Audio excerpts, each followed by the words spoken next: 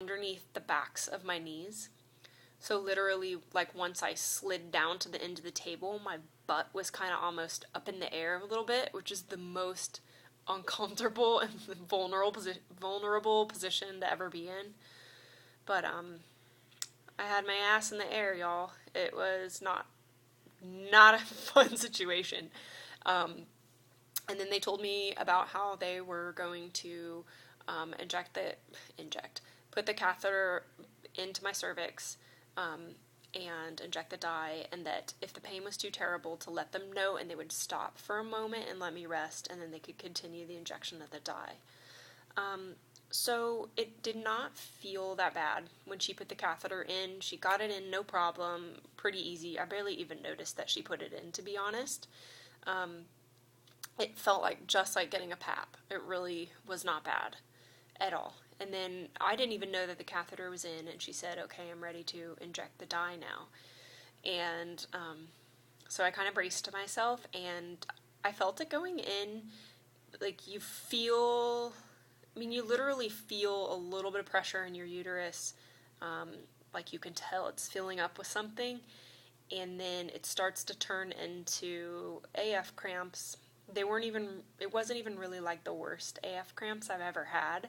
It was pretty bearable, but it was a little uncomfortable feeling because they're injecting something where it's not supposed to go.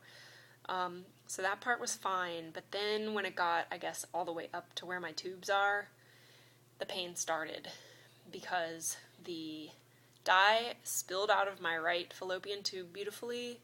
But ladies, my left tube was blocked, and it was proximally blocked, which means it's blocked right at the top. It's like where it leaves the uterus, where it meets with the uterus. So it was blocked right there.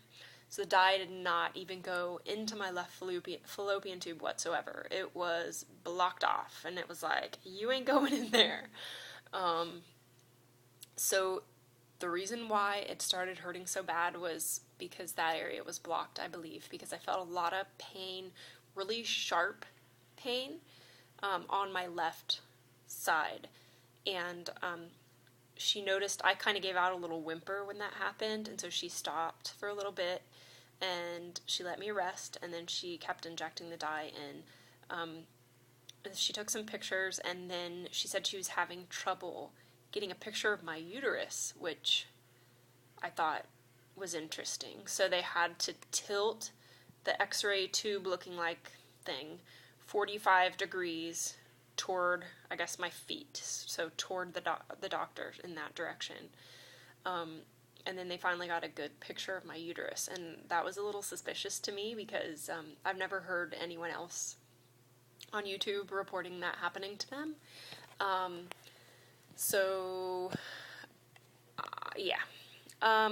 And then so after that was done, I sat up, and it was just like a huge pressure release to have that done. I had been so nervous about it that I was literally shaking by the end, and my pupils were dilated really big, and they were a little worried about me.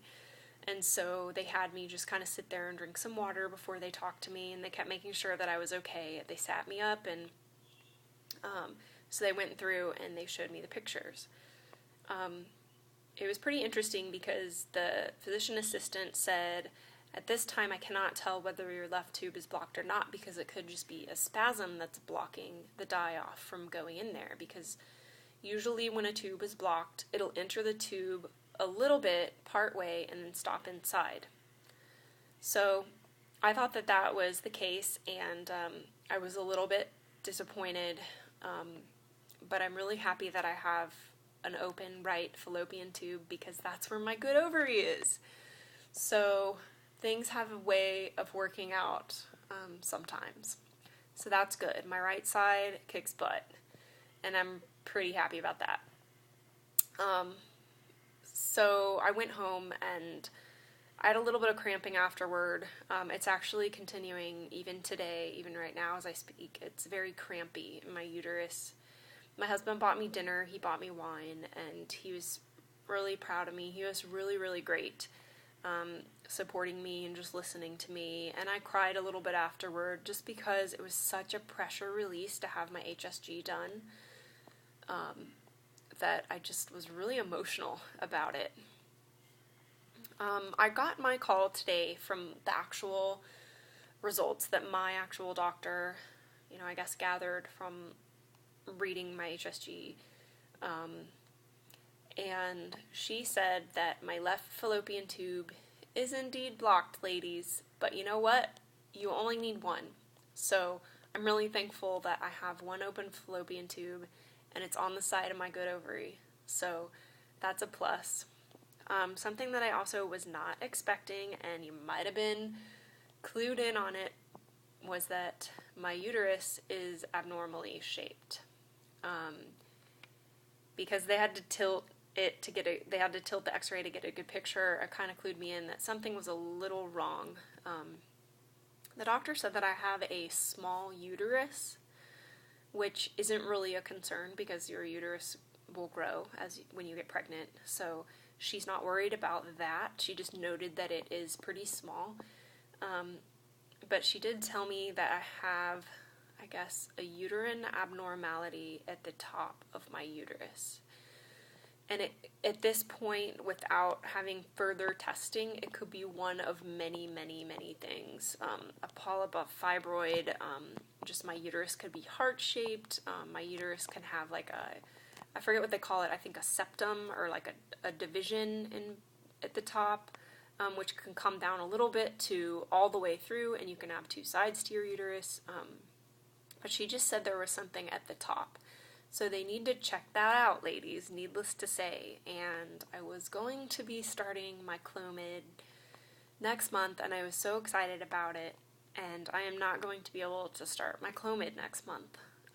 They want me to have what they call, I guess, a saline sonogram or a saline ultrasound, where they will inject saline into my uterus, not enough to go through my fallopian tubes this time, but they'll inject saline into my uterus and get a better picture of the inner uterine cavity so they can see what this abnormality really is. And the reason why they need to look at this is that they need to see if it's going to affect implantation, which will change, obviously my treatment and our plan for my treatment of just taking Clomid and doing timed intercourse. They said that the fact that my left tube is blocked does not change treatment at this point, because all we're going to need to do is look for ovulation on the right side, which is my good ovary anyway, and that's the one that gives me the least trouble, and that's my open tube, so the right side kicks butt. So, yeah. I am going to have to wait for Aunt Flo to show up, and then I am going to have another test. So I'm dealing with 3 different things: an abnormally shaped uterus, a blocked left fallopian tube, and PCOS. I let myself be upset about it. I usually let myself be upset about things for about 30 minutes and feel sorry for myself, because everyone needs to be allowed the time to do that. But then after my 30 minutes is up, I tell myself that I need to look at the bright side. And the bright side is that I have, like I've mentioned many times, I have my right tube and I have my right ovary, and I'm really excited about that.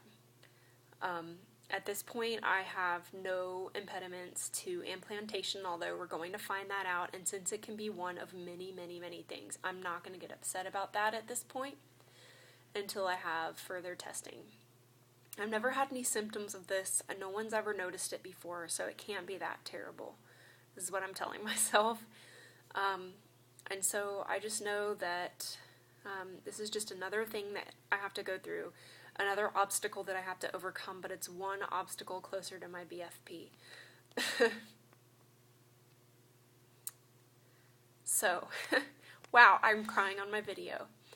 So, it's one step closer to my BFP. And I know that. And ladies, I really appreciate all of your support. and I've really enjoyed watching your videos, and I hope that you guys have better news for the holidays.